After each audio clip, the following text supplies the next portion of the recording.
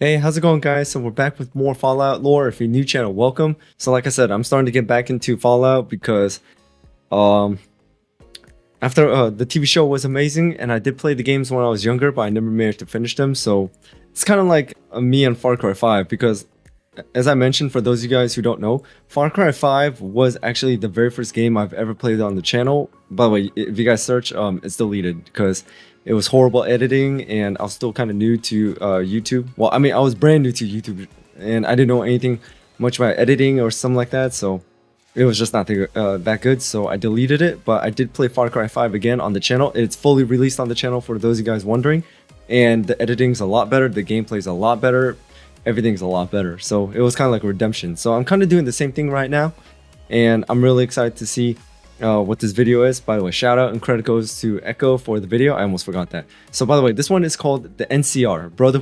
Brotherhood War Explained. So I know NCR is New California Republic. We saw them a few times in several other videos by Echo, and also it was shown maybe like a few times in the Fallout Amazon TV show.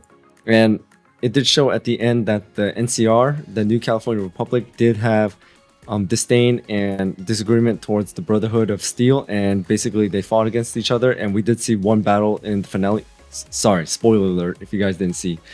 But I'm really excited to see what this is about, because maybe this will give some details and backstory as to like what triggered this war or how it started, things like that. So without anything else, let's just jump right into it.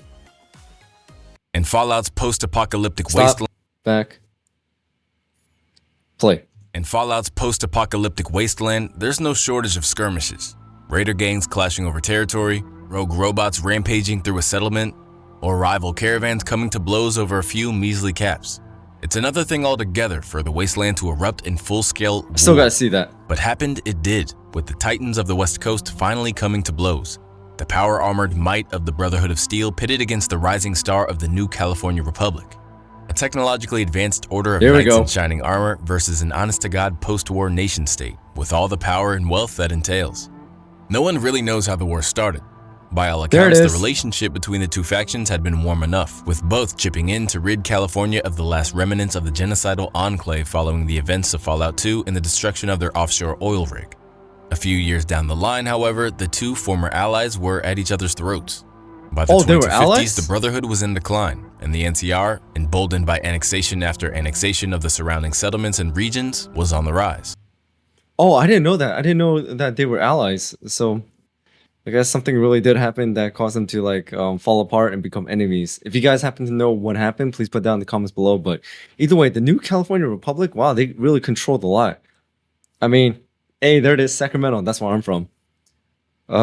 So it looks like they controlled, literally, basically they took back California itself, but they expanded a little bit east towards like within Nevada.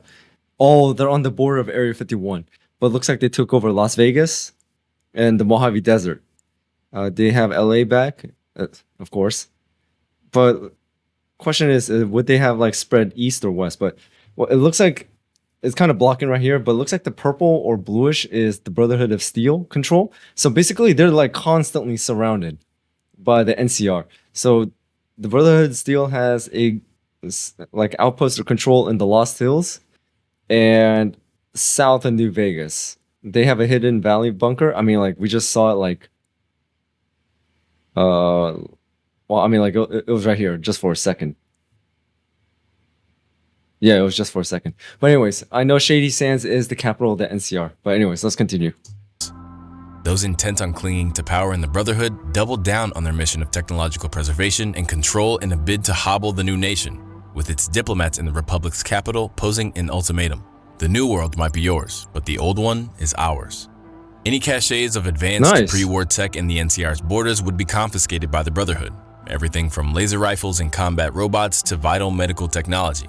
Though the NCR didn't rely on these weapons and tools as much as the Brotherhood, this would still slow their expansion considerably, and their newfound sense of national pride was at stake.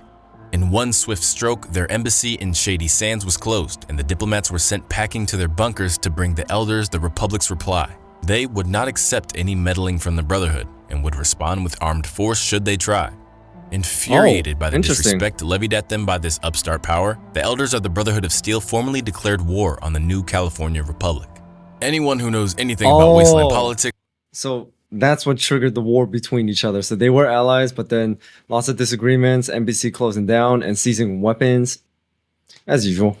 Would assume that this would be a one-sided slaughter. The Brotherhood of Steel is known for their nigh-invincible power-armored knights and paladins, able to wade through a hornet's nest of enemy fire and come out the other side without a scratch. Yeah, I would think that too. They are also able to bring their huge stockpiles of energy weapons to bear against their foes on the battlefield, with laser rifles, plasma casters, and Gatling weapons of every stripe. And should their opponents prove too much to handle, they could always retreat to their bunkers, able to last for years, safely entombed beneath 30 feet of reinforced concrete and steel. It was with these last advantages that the Brotherhood was able to inflict heavy losses on the NCR in the initial stages of the war. By the way, guys, I am going to watch Soda's Fallout again. I only saw a few parts, but a lot more parts have been like coming out the last few months and weeks. So I got to get back into it. Striking quickly from their bunkers, entire town garrisons were wiped out in days, even hours. There was very little the average NCR soldier, armed with nothing more than a service rifle and a few grenades, could do against the power-armored assault screaming in from across the wastes. Unless they shoot them in the welding, like, you know, that flaw in the welding.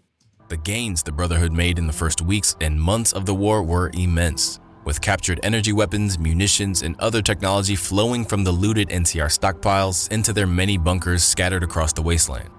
They didn't occupy the territory like an invading force, preferring to ransack an area for its tech before retreating back to their bunkers. While kinder to civilians than the likes of raiders, it was a disturbing parallel, the knights in shining armor turning their weapons on a society of farmers and ranchers.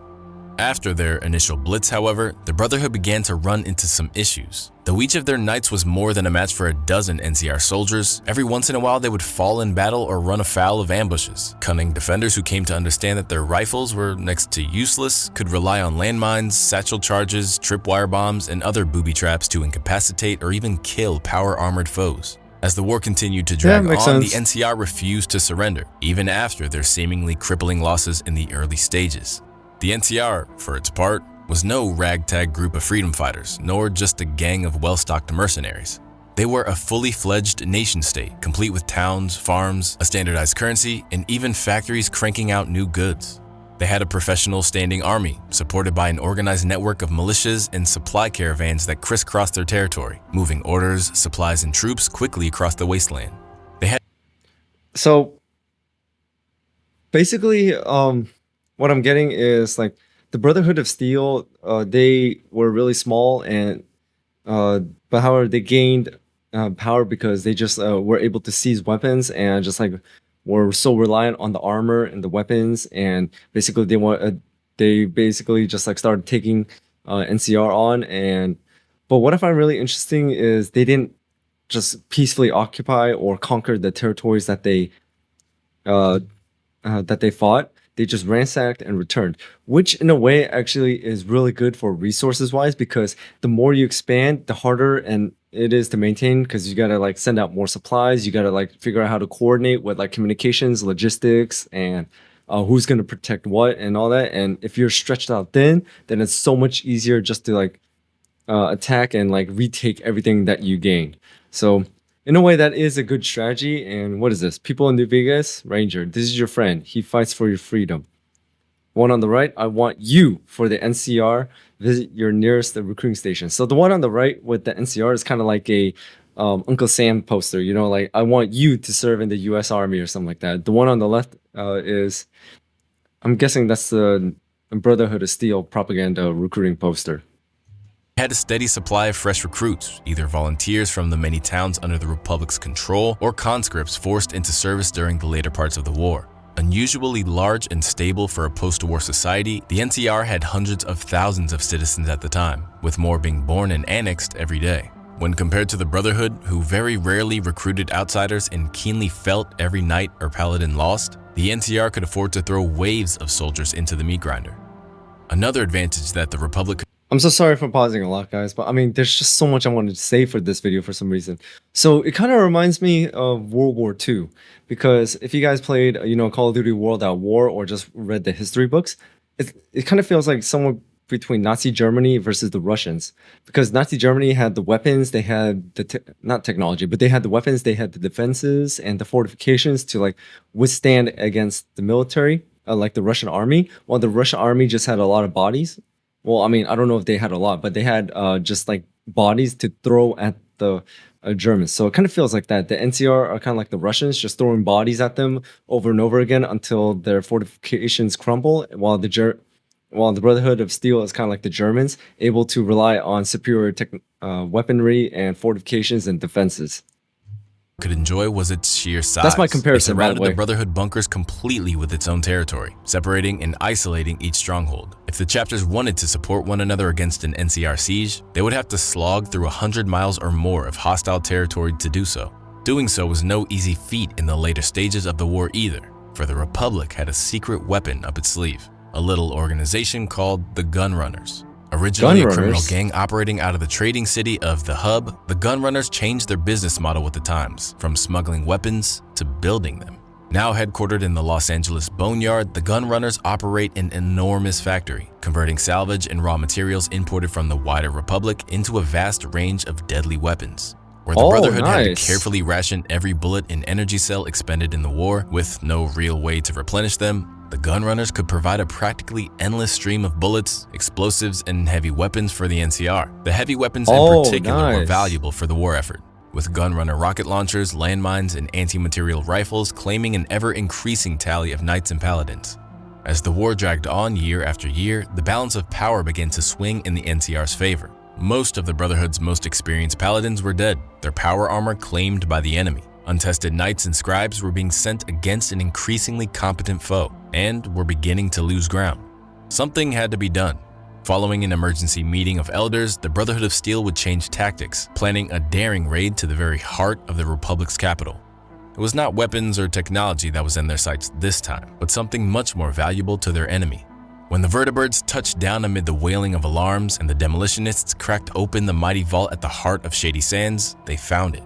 A glittering cachet of that most valuable of metals, which had, since the dawn of history, driven men to war and decided the fates of nations. The NCR's entire supply of gold. And they destroyed it all. Without gold backing their currency, the Republic went into an immediate freefall. No one trusted NCR money now that there was nothing backing it up. In a desperate attempt to finish the Brotherhood before collapsing into complete economic ruin, multiple bunkers were besieged simultaneously, with the Republic using explosives, poison gas, and human wave tactics to breach at least 6 chapters, resulting in their complete destruction. In a final act of defiance, 4 of these 6 would self-destruct shortly after their capture, killing all inside and denying the NCR any use of the bunker or the technology within. With more than 2/3 of their strongholds destroyed or occupied, the remaining Brotherhood of Steel retreated to their deepest and most well-defended facilities, including their sprawling underground capital at Lost Hills. By this stage in the war, decades had passed, and tens of thousands had been killed in action. That was one hell of a daring move by the Brotherhood of Steel. So they know that they're really low on supplies and things like that. So they said, you know what, we're gonna hit them where it hurts. So they took on, they destroyed the gold. But I wonder what would happen if the Brotherhood of Steel took the gold. Maybe they could have made a deal with the Gunrunners, and because I'm like, it sounds like the Gunrunners aren't really doing it out of allegiance. It just sounds like a business deal. You're able to pay, so we'll supply you. So by doing so, not only did they hit them with like an economical ruin, but they also hit them with a really sharp blow into their logistics, because now they can't get supplies. They can't.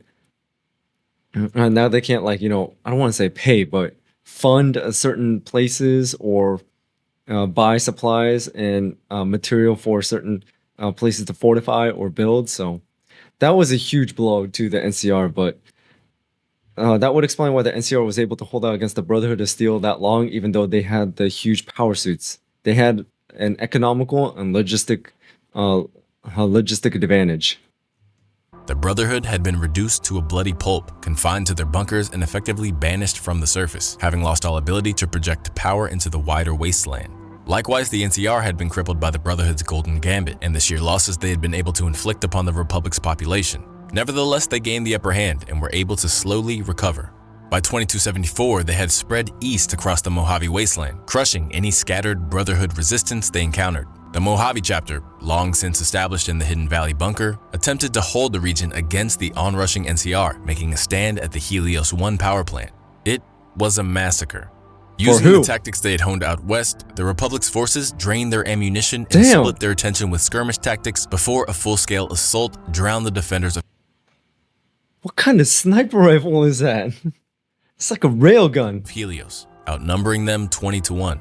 Badly beaten, the Mojave chapter copied their western kin, retreating to the safety of their bunker, too fearful of discovery to send out more than a scouting party or two into the howling, hostile desert. With a decisive victory seemingly achieved, the NCR busied itself with other business and other wars, slowly rebuilding its economy from the brink of ruin, and embroiling itself in another conflict, this time with Caesar's Legion, a huge army of slaves out of Arizona. Wow. Even then, their recovery wasn't complete. Faith in the Republic's might was shaken with... Well, I wanted to see this. So this is their bills. New California Republic, $5 bill. There's a $100 bill, a $20 bill. Okay, but who are the people on there? Like, who's on the $5 bill, who's on the $20 bill, and who's on the $100 bill? If you guys happen to know, please put it down in the comments. But I'm guessing those are the only 3 bills. Like, there's no ones, there's no 10s, there's no 50s. Many refusing to do business in NCR dollars, and bottle caps, backed by water instead of gold, returned to circulation as the currency of choice in the wasteland. Then, just as all seemed well with this new order, the unthinkable happened. Unknown to either the Brotherhood or the NCR, Vault-Tec, the creators of the series of iconic vaults, detonated a nuclear bomb under the Republic's capital in 2288, reducing it to a smoking crater in an instant. This unexpected attack sent the NCR reeling, completely abandoning their heartland in Southern California by 96. As the land's previous owners retreated, the Brotherhood finally began to emerge from their bunkers, joined by reinforcements from the east. Spurred on from the East Coast chapter's expansionist agenda, they began to aggressively assert control over California, filling the power vacuum left by their decimated enemy. Their dominance over California was solidified after the battle for Griffith Observatory in the outskirts of the Boneyard. Competing with the NCR remnants in the region for an experimental piece of cold fusion technology, the decisive clash went in the Brotherhood's favor. With their enemy's main advantages of manpower and manufacturing taken out of the equation, Knights and Paladins were easily able to roll over the under-equipped and desperate defenders of the observatory. As of that fateful assault, the war between the new California Republic and the Brotherhood of Steel is still ongoing, with almost 50 years of off-and-on conflict ravaging the wasteland. Both have had their ups and downs over the years, though it now seems that the Brotherhood's Knights have an ironclad upper hand. It's important to remember, however, that the NCR was not just one city, and likely maintains a strong presence outside of Southern California. And if the Brotherhood hopes to press its advantage, they will once again have to strive against a fully equipped, trained, and ready army. Who truly knows how the Wasteland's longest and bloodiest war may finally end? Okay, so this was a backstory to basically the TV show, because man, why is my light flickering? But because I mean, when I saw the TV show, I was like, really, the Brotherhood of Steel isn't like, it doesn't really look that weak, because they had like power armors, they had an airfield, they had like a good amount of control. But it seems that basically the NCR had the huge upper advantage logistically, tactically, and like with their position and who their business partner were. I mean, they looked like they were the victors, but it looks like Vault-Tec are the ones who basically just flipped the whole thing around. And the Brotherhood of Steel was able to expand, because I kept on seeing New Vegas, and I was like, oh, I didn't know that New Vegas was under the NCR control. And by the way, that is one game I do plan on playing again. But then looks like the Brotherhood of Steel took over that, but they also took over the hub. So that means the gun runners are now under the Brotherhood of Steel control. So basically, if they have some sort of like trade or value or some sort of deal going on, then they will have the unlimited supply of guns, explosives, and all that.